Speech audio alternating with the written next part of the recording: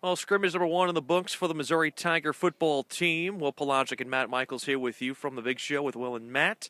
Your impressions of our first chance to see the Tigers this spring, at least fully out there on the field? Well, I think overall it was really a better first spring practice than the first fall practice we saw last year. We saw both of the offense and defense take a little bit of time to get going, but then eventually you saw a couple of fine touchdowns, one great pass and catch by Gavinotti, which lit up some of the faithful here, the few hundred who were out here at Faurot Field. And then also at the very end in the 2-minute drill, Morgan Stewart, after a couple of running backs went down with dings and dunks in this one, Stewart showed some closing speed and ended the whole practice on a right note. Yeah, Hansborough and Murphy go down with injuries. Hansborough with a shoulder sprain and an ankle sprain for Marcus Murphy. But that allowed, like you said, Morgan Stewart to shine out. He had a 3-touchdown day, and he had some breakaway speed to go along with that big frame. And, this is kind of what I expected to see from Morgan Stewart, to be quite honest. The three-headed monster, I think, is there. We just haven't seen Stewart in action on a full-time basis.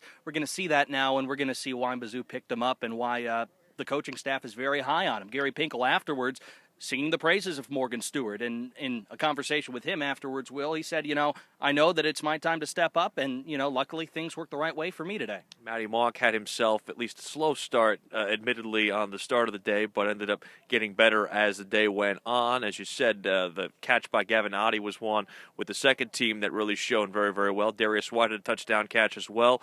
And I think the theme of the day, too, was guys are picking each other up.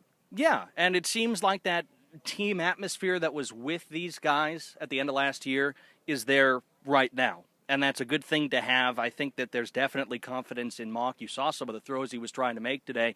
I mean, he tried that back shoulder fade that converted the Cotton Bowl on that one drive that got the offense going, not for a touchdown this time, but converted very well. And I think the pieces are there. And I think the offensive line did a great job. There were some solid running plays today.